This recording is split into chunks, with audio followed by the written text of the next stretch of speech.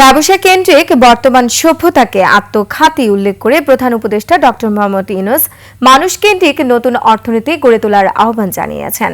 বুধবার চট্টগ্রাম বিশ্ববিদ্যালয়ে সমাবর্তনে দেয়া বক্তব্যে এই আহ্বান জানান তিনি। এ সময় প্রধান উপদেষ্টাকে সম্মানসূচক ডক্টরেট ডিগ্রি প্রদান করে চট্টগ্রাম বিশ্ববিদ্যালয়। মেহেদী হাসানের রিপোর্ট।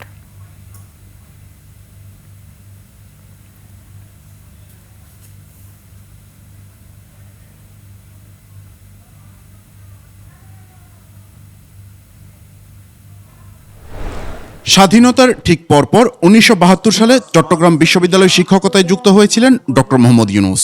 এই বিশ্ববিদ্যালয়ের পাশের জোবরা গ্রামের নারীদের ভাগ্য উন্নয়ন নিয়ে কাজ করতে গিয়েই ক্ষুদ্র ঋণের ধারণার জন্ম দেন তিনি, যা শেষ পর্যন্ত তাকে নোবেল পুরস্কার এনে দিয়েছে।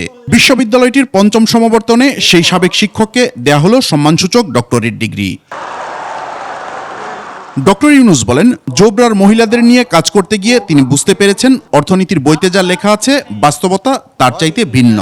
এক আত্মঘাতী মুনাফাকেন্দ্রিক সভ্যতা গড়ে উঠেছে যা একসময় টিকবে না।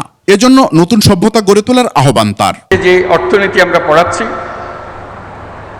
এই অর্থনীতি ব্যবসার অর্থনীতি, মানুষের অর্থনীতি না। যে কোনো অর্থনীতিবিদ্যার যদি শুরু করতে হয় মানুষকে দিয়ে শুরু করতে হবে, ব্যবসাকে দিয়ে না। আমাদেরকে আবার নতুন সূত্রে যাত্রা শুরু করতে হবে। যে অর্থনীতির ভিত্তি হবে মানুষ, যে অর্থনীতির ভিত্তি হবে তার ভবিষ্যৎ পরিকল্পনা, ভবিষ্যৎ চিন্তাধারা। নতুন মানবিক বিশ্ব ব্যবস্থা গড়তে হলে গতানুগতিক চিন্তাধারা থেকে সবাইকে বেরিয়ে আসারও আহ্বান প্রধান উপদেষ্টার। আমরা যে ধরনের বিশ্ব গড়তে চাই সেই বিশ্ব গড়ার ক্ষমতা আমাদের আছে, সকল মানুষেরই আছে। কিন্তু আমরা গতবাঁধা পথে চলে যাই বলে আর নতুন পৃথিবীর কথা আমরা চিন্তা করি না।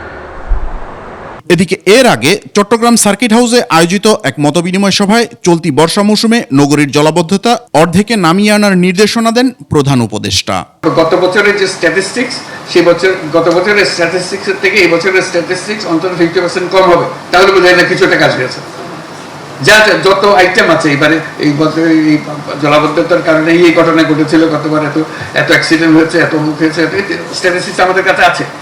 এই বছরের যখন স্ট্যাটিস্টিক্স আমরা জমা করব সেটা তুলনাগতভাবে আমরা কি দেখব সেটাই আমরা এক্সপেকটেশন। বৈঠকে অক্সিজেন মোড় থেকে হাটহাজারী পর্যন্ত মহাসড়কের উন্নয়নের জন্য নির্দেশনা দেন তিনি। ছাপা হবে না, আগ্রাবাদ পানির তলে চলে গেছে। মেহেদী হাসান, 21 টেলিভিশন, ঢাকা।